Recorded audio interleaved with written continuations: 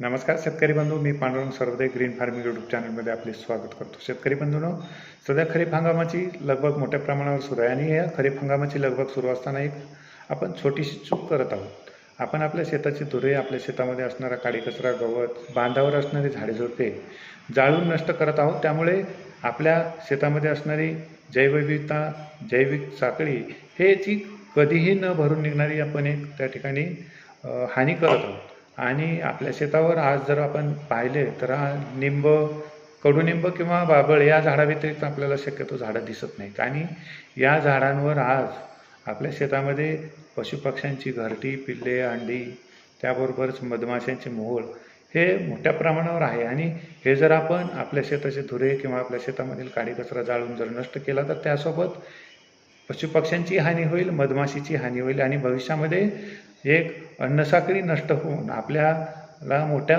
संकटाला सामोरे जावे लागेल। जर पशुपक्ष्यांची अन्नसाखळी जर नष्ट झाली तर आपल्या पिकावर येणाऱ्या किडींचा प्रादुर्भाव भविष्यामध्ये खूप मोठ्या प्रमाणावर वाढेल आणि किडींचा प्रादुर्भाव वाढल्यामुळे आपल्याला रासायनिक कीटकनाशकांच्या औषधाचा फवारा करावा लागेल आणि रासायनिक कीटकनाशकांचा औषधाचा फवारा केला तर त्या ठिकाणी जमीन, पर्यावरण, पाणी यांचे मोठ्या प्रमाणावर हानी होईल आणि त्या ठिकाणी आपल्या उत्पादन खर्चामध्ये मोठ्या प्रमाणावर वाढ होईल। त्याबरोबरच आपल्या पिकांसाठी आवश्यक असणारे जे काही मित्र कीटक आहेत त्यांचाही मोठ्या प्रमाणावर त्या ठिकाणी नाश होईल आणि एकंदरीतच आपल्या मानवाचा, आपल्या पर्यावरणाचा आणि आपल्या शेतीचा, शेतकऱ्यांचा त्या ठिकाणी मोठ्या प्रमाणावर भरून न निघणारी हानी होईल।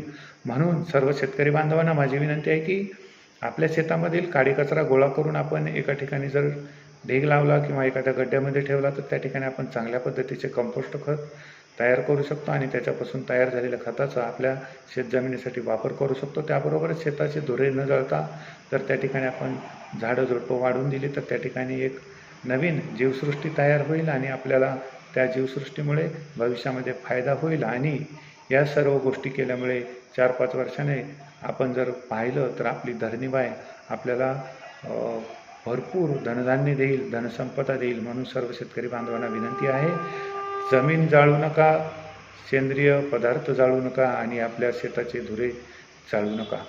धन्यवाद।